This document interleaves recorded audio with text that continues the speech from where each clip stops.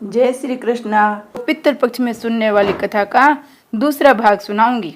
रथ के महाभाग में बैठ जाने पर अर्जुन की क्या दशा हुई। संजय बोले, हे राजन, जो बड़े उत्साह से युद्ध करने आए थे, पर कायरता के कारण जो विषाद कर रहे हैं, जिनके नेत्रों में इतने आंसू भर आए हैं कि देखना भी मुश्किल हो रहा है, ऐसा अर्जुन से भगवान मधुसूदन बोले कि हे अर्जुन, तू इस बेमौके पर तुझमें यह कायरता कहाँ से आ गई। ये कायरता न तो श्रेष्ठ पुरुषों के द्वारा धारण करने लायक है, न सुरग देने वाली है, न कीर्ति करने वाली है। इसलिए हे पार्थ, तू इस नपुंसकता को अपने मत में आने दे, क्योंकि तेरे जैसे पुरुषों में इसका आना उचित नहीं है। अतः हे प्रताप, हृदय की इस तुच्छ दुर्बलता को छोड़कर युद्ध के लिए खड़ा हो जाओ। ऐसा सुनकर अर्जुन क्या बोले संजय? अर्जुन बोले, महाराज, मैं मरने से थोड़ी डरता हूँ, मैं तो मारने से डरता हूँ। ए अरिसुदन, ये भीष्म पितामह गुरु द्रोण तो पूजा करने योग्य है, इसलिए हे मधुसूदन, ऐसे पूजनीय पुरुषों को तो कटु शब्द भी नहीं कहना चाहिए। फिर उनके साथ में बाणों से युद्ध कैसे करूं? अरे भैया, केवल कर्तव्य पालन के सामने और भी कुछ देखा जाता है क्या? महाराज, महानुभाव गुरुजनों को न मारकर मैं इस मनुष्य लोक में भिक्षा के अंश से जीवन निर्वाह करना भी श्रेष्ठ समझता हूँ। अगर आपके कहे अनुसार मैं युद्ध भी करूं तो गुरुजनों को मारकर उनके खून से लथपथ और धन की कामना की मुख्यता वाले भागों को तो भोगूंगा, इससे मुझे शांति थोड़ी ही मिलेगी। फिर तुम क्या करना ठीक समझते हो? हे भगवान, हम लोग ये नहीं समझ पा रहे हैं कि युद्ध करना ठीक है ना युद्ध न करना ठीक है, तो युद्ध में हम उनको जीतेंगे या वो हमको जीतेंगे। सबसे बड़ी बात तो यह है भगवान कि हम जिनको मारकर जीना भी नहीं चाहते, वे ही धृतराष्ट्र संबंधी हमारे सामने खड़े हैं। फिर उनको हम कैसे मारे? जब तुम निर्णय नहीं कर सकते तो फिर तुमने क्या उपाय सोचा है? हे महाराज, कायरता के दोष से मेरा छत्र स्वभाव दब गया है। मैं धर्म का निर्वाह करने में मेरी बुद्धि काम नहीं कर रही है, इसलिए जिससे मेरा निश्चित कल्याण हो वह बात मेरे लिए कहिए। मैं आपका शिष्य हूँ और आपके ही शरण हूँ, आप मुझे शिक्षा दीजिए। परंतु महाराज, आपने पहले जैसे युद्ध करने के लिए कह दिया था वैसा फिर न कहे, क्योंकि युद्ध के परिणाम मुझे यहाँ का धन धान्य से संपन्न और निष्कंटक राज्य मिल जाए अथवा देवताओं का आधिपत्य मिल जाए तो भी मेरा ये इंद्रियों को सुखाने वाला शोक दूर हो जाए, ऐसा मैं नहीं कर सकता। फिर क्या हुआ संजय? संजय बोले, हे राजन, निंद्रा विजयी अर्जुन अंतर्यामी भगवान श्री कृष्ण से मैं युद्ध नहीं करूंगा, ऐसा साफ साफ कहकर चुप हो गए।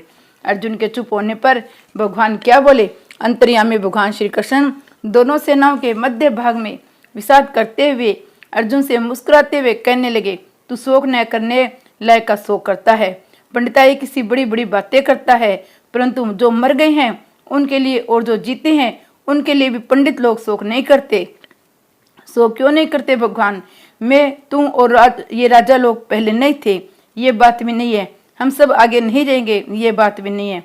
अर्थात हम सब पहले भी थे, आगे भी रहेंगे, ऐसा जानकर पंडित लोग शोक नहीं करते। इस बात को कैसे समझा जाए? अरे भैया, देहधारी के शरीर में जैसे कुमार, युवा और वृद्धावस्था होती है, वैसे ही देहधारी के दूसरे शरीरों की प्राप्ति होती है। इस विषय में पंडित लोग मोहित नहीं होते हैं। कुमार आदि अवस्थाएं शरीर की होती है, ये तो ठीक है, पर अनुकूल प्रतिकूल सुखदायी दुखदायी पदार्थ सामने आ जाए तब क्या कर रहे भगवान? हे कुंती नंदन, इंद्रियों के जितने विषय जड़ पदार्थ है वे सभी अनुकूलता और प्रतिकूलता के द्वारा सुख और दुख देने वाले हैं, परंतु वे आने जाने वाले अनित्य ही है। इसलिए हे अर्जुन, उनको तुम सहन करो, अर्थात उनसे तुम निर्विकार करो। उनको सहने से, उन्हें निर्विकार रहने से क्या लाभ होता है?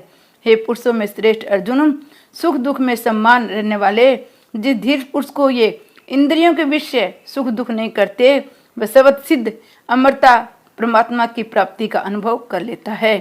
वह अमरता का अनुभव कैसे कर लेता है?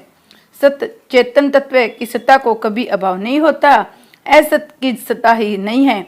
इन दोनों की तत्व की तत्वदर्शी ज्ञान महापुरुष जान लेते हैं, इसलिए वे अमर हो जाते हैं।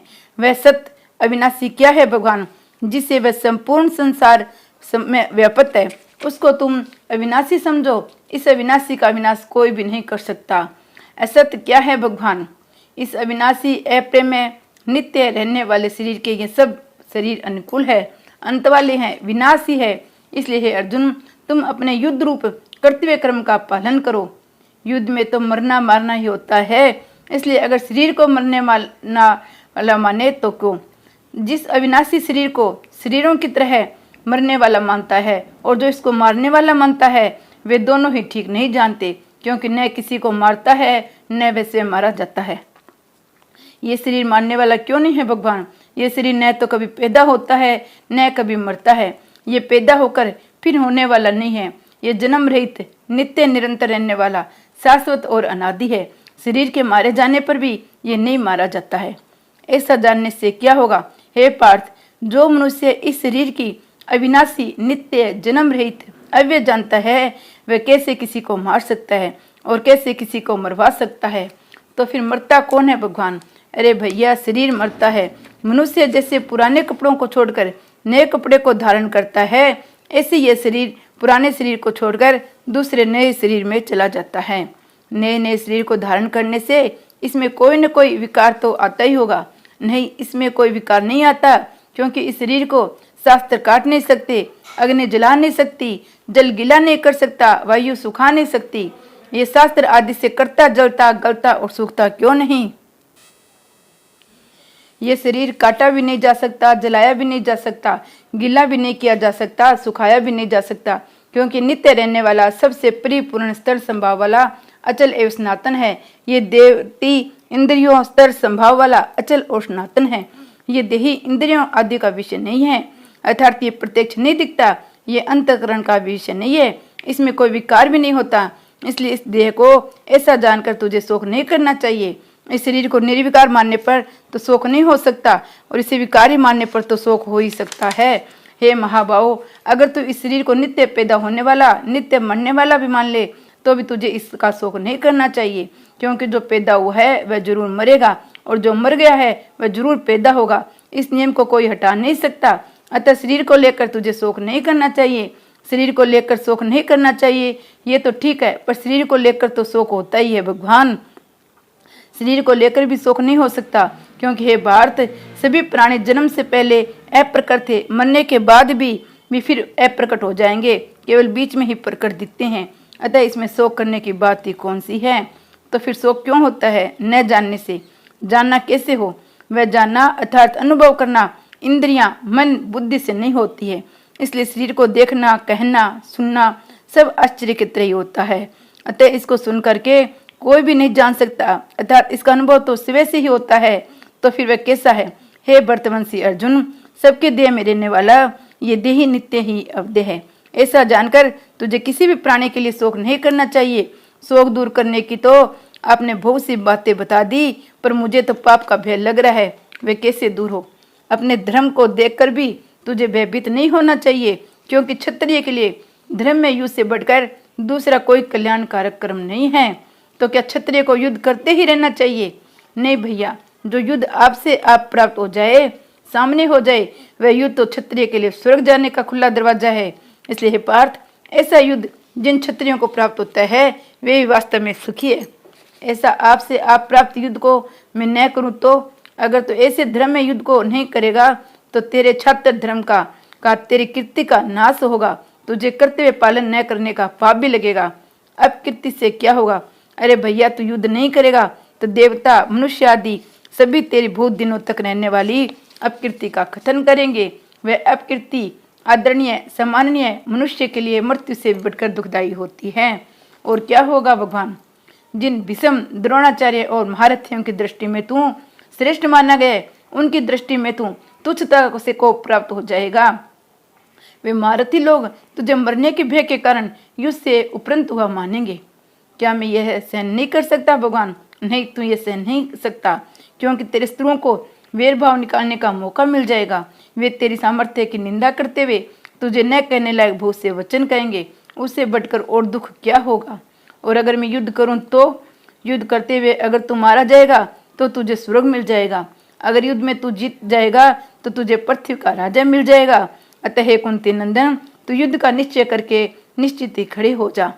क्या युद्ध से पाप मुझे नहीं लगेगा भगवान? नहीं, पाप तो स्वार्थ बुद्धि से ही होता है। अतः तू जय पराजय, लाभ हानि, सुख दुख में समबुद्धि रहकर युद्ध कर। इस प्रकार युद्ध करने से तुझे पाप नहीं लगेगा। जिस समबुद्धि से कर्म करते जरा भी पाप नहीं लगता, उसकी क्या विशेषता है भगवान? इस समबुद्धि का बात मैंने पहले सांख्य योग में कह दी। अब तो इसका कर्मयोग के विषय में सुन। इस समबुद्धि से युक्त हुआ तो संपूर्ण कर्मों को बंधन से छूट जाएगा। इस समबुद्धि के आरंभ मात्र का भी नाश नहीं होता, इसके अनुष्ठान का कभी उल्टा फल नहीं होता। इसका थोड़ा सा भी अनुष्ठान जन्म मरण रूप महान भय से रक्षा कर लेता है। जिस समबुद्धि की आपने इतनी महिमा गाई है, उसकी प्राप्ति करने का उपाय क्या है? इस समबुद्धि की प्राप्ति के विषय में व्यवसायिकता परमात्मा की प्राप्ति निश्चय वाली बुद्धि एक ही होती है, परंतु जिनका परमात्मा प्राप्ति का एक निश्चय नहीं है, ऐसे मनुष्य की बुद्धियां अनंत और बहुशाखाओं वाली होती है। उन परमात्मा प्राप्ति का एक निश्चय क्यों नहीं होता जो कामनाओं में तन्मय हो रहे हैं, स्वर्ग को ही श्रेष्ठ मानने वाले हैं, वेदों में कहे वैसे काम कर्म में ही प्रीति रखने वाले हैं, तथा भोगों के सिवाय और कुछ है ही नहीं ऐसा कहने वाले हैं। वे बेसमझ मनुष्य इस पुष्पित वाणी को कहा करते हैं, जो कि जन्म रूप कर्म फल को देने वाली है तथा भोग ऐश्वर्य की प्राप्ति के लिए बहुत सी क्रियाओं का वर्णन करने वाली है। भोगों का वर्णन करने वाले पुष्पित वाणी से जिनका चित्त हर लिया गया है, अर्थात भोगों की तरफ खींच गया है, जो भोग और ऐश्वर्य में अत्यंत आसक्त है, उन मनुष्य की परमात्मा में एक निश्चय वाली बुद्धि नहीं हो सकती। भोग और ऐश्वर्य की आसक्ति से बचने के लिए मुझे क्या करना चाहिए भगवान? वेद तीनों गुणों के कार्य संसार का वर्णन करने वाले हैं, इसलिए हे अर्जुन, तू वेदों में कहे हुए क्षय काम कर्मों में रहित हो जा, राग द्वेष आदि द्वंद्वों से रहित हो जा, नित्य निरंतर रहने वाले परमात्मा तत्व में स्थित हो जा। तू अप्राप्त वस्तु की प्राप्ति और प्राप्त वस्तु की रक्षा की भी चिंता मत कर, केवल परमात्मा के प्राण हो जा, अर्थात एक परमात्मा प्राप्ति का ही लक्ष्य रख। ऐसा एक निश्चय कोई कर ले तो उसका क्या परिणाम होता है? जैसे भूत बड़े सरोवर के प्राप्त होने पर छोटे सरोवर का कोई महत्व नहीं रहता, कोई जरूरत नहीं रहती, ऐसे वेदों और शास्त्रों के तात्पर्य को जानने वाला तत्व जीवन मुक्त महापुरुष को दृष्टि से संपूर्ण वेदों का उतना ही तात्पर्य है, अर्थात उनके मन में संसार का भोगों का कोई महत्व नहीं रहता है। मेरे लिए ऐसी स्थिति को प्राप्त करने का कोई उपाय है? हाँ, कर्म योग है। तेरा कर्तव्य कर्म करने में ही अधिकार है, फल में कभी नहीं। अर्थात तू फल की इच्छा न रहकर अपने कर्तव्य का पालन कर। तू कर्म फल का हेतु भी मत बन, अर्थात जिसमें कर्म किया जाता है उन शरीर इंद्रियां मन बुद्धि आदि में भी ममता न रख। तो फिर मैं क्या करूं कि कर्म हो? कर्म न करने में भी तेरी आसक्ति नहीं होनी चाहिए, तो फिर कर्म करूं कैसे? सिद्धि असिद्धि में सम होना योग कहलाता है। इसलिए हे धनंजय, तू आसक्ति का त्याग करके योग में स्थित होकर कर्म कर। अगर योग में स्थित होकर कर्म न करूं तो इस समता के बिना सकाम कर्म अत्यंत ही निकृष्ट है। अतः हे धनंजय, तू समबुद्धि का आश्रय ले, क्योंकि कर्म फल की इच्छा करने वाले कर्पण है, अर्थात कर्म फल के गुलाम है। कर्म फल की इच्छा वाले कर्पण है, तो फिर श्रेष्ठ कौन है? समबुद्धि से युक्त मनुष्य श्रेष्ठ है। समबुद्धि से युक्त मनुष्य इस जीवित अवस्था में ही पाप पुण्य से रहित हो जाता है। इसलिए तू समता में स्थित हो जा, क्योंकि कर्मों में समता ही कुशलता है। समबुद्धि का क्या परिणाम होगा भगवान? समबुद्धि का समता से युक्त मनुष्य कर्मजन्य फल का त्याग करके जन्म रूप बंधन से रहित होकर निर्विकार पद को प्राप्त हो जाते हैं। ये मैं कब समझूं कि मैंने कर्मजन्य फल का त्याग कर दिया? जब तेरी बुद्धि मोह रूपी दलदल को तर जाएगी, तब तुझे सुनने वाले भुक्त और अभुक्त भोगों में वैराग्य हो जाएगा। वैराग्य होने पर फिर समता की प्राप्ति कब होगी? शास्त्रों के अनुसार सिद्धांतों से मतभेदों से विचलित हुई तेरी बुद्धि सब संसार से सर्वथा विमुख होकर परमात्मा में अचल हो जाएगी, तब तुझे लोग साध्य रूप समता की प्राप्ति ही हो जाएगी। अर्जुन बोले, समता को प्राप्त हुए स्थिर बुद्धि वाले मनुष्य के क्या लक्षण होते हैं भगवान? भगवान श्री कृष्ण बोले, हे पार्थ, जब साधक मन में रहने वाले संपूर्ण कामनाओं का त्याग कर देता है, अपने आप में ही संतुष्ट रहता है, तब वह स्थित प्रज्ञ स्थिर बुद्धि वाला कहलाता है। वह स्थिर प्रज्ञ बोलता कैसे है? भैया, उसका बोलना साधारण क्रिया रूप से नहीं होता है, प्रत्युत भाव रूप से होता है। वर्तमान में विहार करते हुए दुखों की प्राप्ति होने पर जिसके मन में उद्वेग नहीं होता, सुखों की प्राप्ति होने पर जिसके मन में क्षेप्रा नहीं होता, था जो राग भय और क्रोध से रहित हो गया है, वह मननशील मनुष्य स्थित प्रज्ञ कहलाता है। सब जगह आसक्ति रहित हुआ जो मनुष्य प्रबंध के अनुसार अनुकूल परिस्थिति के आने पर हर्षित नहीं होता और प्रतिकूल परिस्थिति के आने पर द्वेष नहीं करता, उसकी बुद्धि स्थिर हो गई है। अर्थात उससे पहले उसने उस परमात्मा की प्राप्ति करनी है, ऐसा जो निश्चय किया था वह सब सिद्ध हो गया है। वह स्थित प्रज्ञ बैठता कैसे है भगवान? जैसे कछुआ अपने चारों पैर, गर्दन और पूंछ इन 6 अंगों को समेट कर बैठता है, ऐसे ही जिस समय वह कर्मयोगी संपूर्ण इंद्रियों और मन को अपने अपने विषयों से समेट लेता है और हटा लेता है, उसमें उसकी बुद्धि स्थिर हो जाती है। इंद्रियों को समेटने की वास्तविक पहचान क्या है? क्या है? इंद्रियों को अपने विषय में हटाने वाले देह अभिमानी मनुष्यों के भी विषय तो निवृत्त हो जाते हैं, पर रस बुद्धि, सुख भोग बुद्धि निवृत्त नहीं होती है। परंतु परमात्मा की प्राप्ति होने से स्थित प्रज्ञ मनुष्य की रस बुद्धि भी निवृत्त हो जाती है। रस बुद्धि रहने से क्या हानि होती है? हे कुंती नंदन, रस बुद्धि रहने से साधन प्राण विवेकी मनुष्य की प्रमननशील इंद्रियां उसके मन को जबरदस्ती विषयों की तरफ खींच ले जाती है। इस रस बुद्धि को दूर करने के लिए क्या करना चाहिए? कर्मयोग साधक संपूर्ण इंद्रियों को वश में करके मेरे प्राण होकर बैठे, अर्थात मेरे भरोसे निश्चित हो जाए। इस तरह जिसकी इंद्रियां वश में हैं उसकी बुद्धि प्रतिष्ठित है। आपके प्राण न होने से क्या लाभ होगा? मेरे प्राण न होने से विषयों का चिंतन होगा। विषयों के चिंतन से क्या होगा? मनुष्य की उन विषयों से आसक्ति हो जाएगी। आसक्ति होने से क्या होगा? उन विषयों को प्राप्त करने में कामना पैदा हो जाएगी। कामना पैदा होने से क्या होगा? कामना की पूर्ति में बांधा पड़ने पर क्रोध आ जाएगा। क्रोध आने से क्या होगा? क्रोध के आने से समूह हो जाएगा, अर्थात मूर्ता छा जाएगी। मूर्ता छा जाने से क्या होगा? मैं साधक हूँ तो मुझे ऐसा व्यवहार करना चाहिए, ऐसा बोलना चाहिए आदि जो पहले विचार किया था उसकी समृद्धि नष्ट हो जाएगी, अतः उसकी याद नहीं रहेगी। समृद्धि नष्ट होने पर क्या होगा?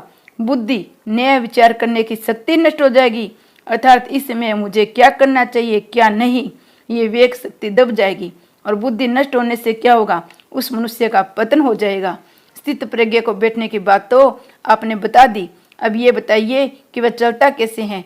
भैया, उसका चलना क्रिया रूप में नहीं भाव रूप से होता है।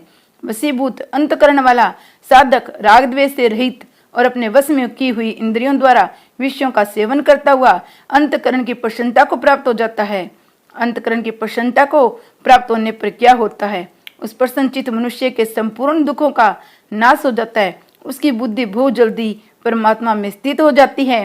बुद्धि स्थिर किसकी नहीं होती है? जिसका मन और इंद्रियां सहमित नहीं है, ऐसे मनुष्य की एक निश्चय वाली बुद्धि नहीं होती। व्यवस्थात्मक बुद्धि न होने से उसकी मुझे केवल अपने कर्तव्य का पालन करना है ऐसी भावना, ऐसा विचार नहीं होता। ऐसी भावना न होने से, अर्थात अपने कर्तव्य का पालन न होने से उसको शांति नहीं मिलती है। फिर अशांत मनुष्य को सुख भी कैसे मिल सकता है? जो संसारी है उसकी बुद्धि स्थिर होने की तो संभावना ही नहीं है, पर जो साधक है उसकी बुद्धि स्थिर न होने पर क्या कारण है? कारण यह है कि जैसे जल में चलती हुई नाव को वायु हर लेती है, ऐसे साधक के अपने अपने विषयों को विचरती हुई इंद्रियों को एक इंद्रिय मन में भी साथ हो जाती है। इस इंद्रियों के साथ मिला हुआ वह अकेला मन ही उस साधक की बुद्धि हर लेता है। तो फिर बुद्धि स्थिर कैसी होती है? हे महाबाहु, जिसकी इंद्रियां सब प्रकार से वश में हैं, अर्थात जिसके मन में विषयों का चिंतन नहीं होता, उसकी बुद्धि स्थिर होती है। जिसकी इंद्रियां वश में नहीं है, ऐसे साधारण मनुष्य में जिसकी इंद्रियां वश में है, ऐसे संयमी मनुष्य में क्या अंतर है? साधारण मनुष्य की जो रात है, अर्थात जो परमात्मा प्राप्ति के विषय में बिल्कुल सोए हुए हैं, उस रात में संयमी मनुष्य जागता है, अर्थात परमात्मा तत्व का अनुभव करता है। और जिसमें साधारण मनुष्य जागते हैं, अर्थात भोग भोगने और संग्रह करने में बड़े सावधान सजग रहते हैं, वह तो परमात्मा तत्व को जानने वाले मननशील मनुष्य की दृष्टि में रात है और अंधेरा है। तो फिर उस संयमी मनुष्य के सामने भोग पदार्थ आते ही नहीं होंगे? आते हैं, परंतु जैसे अपने मर्यादा में अटल रहने वाले चारों ओर से जल द्वारा परिपूर्ण समुद्र में संपूर्ण नदियों का जल आकर मिल जाता है, पर वह समुद्र में कोई विकार पैदा नहीं करता, ऐसे उस संयमी मनुष्य के सामने संसार के सभी भोग आते हैं, पर वे उसमें कोई विकार पैदा नहीं करते। ऐसे मनुष्य ही परम शांति को प्राप्त होते हैं और भोगों के कामने वाला नहीं। भोगों की कामना वालों को भी शांति प्राप्त कैसे हो? उसको तो त्याग से ही शांति प्राप्त होगी। जो मनुष्य संपूर्ण कामनाओं को तथा शेप्रह को त्याग करके अहंता ममता से रहित होकर विचरता है, उसको शांति प्राप्त हो जाती है। अहंता ममता से रहित होने पर उसकी स्थिति कहाँ होती है? उसकी स्थिति ब्रह्मा में होती है। हे पार्थ, यही ब्रह्म स्थिति है। उसकी प्राप्ति होने पर ही मनुष्य कभी मोहित नहीं होता है। यदि मनुष्य इस बाह्य स्थिति में अंतकाल में भी स्थित हो जाए, अर्थात अंतकाल में भी अहता ममता रहित हो जाए, तो वह शांत ब्रह्मा को प्राप्त हो जाता है। श्री कृष्ण भगवान ने की जय।